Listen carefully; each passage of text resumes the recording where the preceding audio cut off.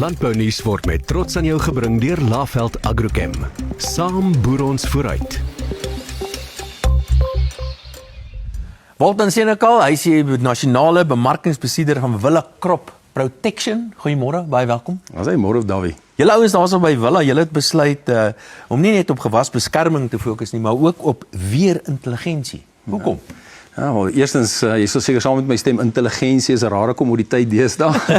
Dis waar. So, by ons, as 'n gewasbeskermingsmaatskappy en as 'n gewasbevorderingsmaatskappy, is dit vir ons belangrik dat die omgewing en die toestand waarin ons boere, die kliënte, hierdie produkte toedien, dat dit die beste omgewingstoestande is. Maar die realiteit is nie altyd moontlik nie. So, ja, hoe doen 'n mens, hoe help ons boere sodat hulle hierdie tipe van ding reg kan doen? En dis waar hierdie vandaan kom, hierdie weerintelligensie.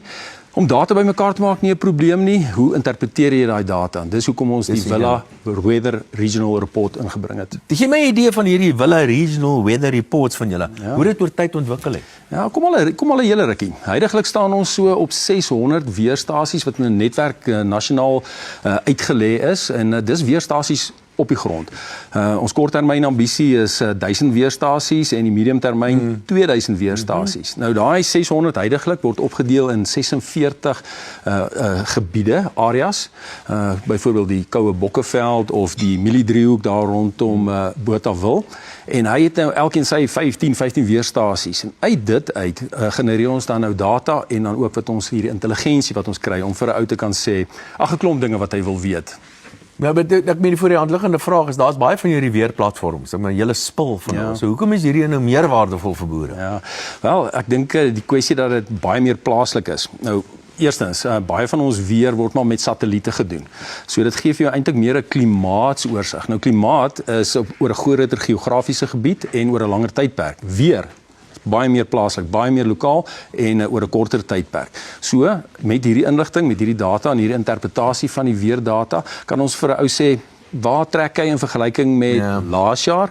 Waar staan hy nou en wat kan hy kyk vir die volgende 7 dae? Ag, jy weet, vir 'n boer wat steenvrugte doen, dis vir hom belangrik om te weet, my koue eenhede is ek nog op trek wat dit aanbetref. Is ek agter, is ek voor, en ook hoe vergelyk ek met my buurman in die direkte omgewing? So ja, dis die voordeel daarin. Nou, hoe kry boere nou toegang hiertoe en hoe maak hy seker is maklik om die goed te gebruik? Ja, is dit? Weet jy, dis absoluut maklik en dis 'n vernietdiens wat ons gee vir ons landbouers daar. So, ek dink die maklikste plek is gaan op ons webwerf Willa Crop Protection.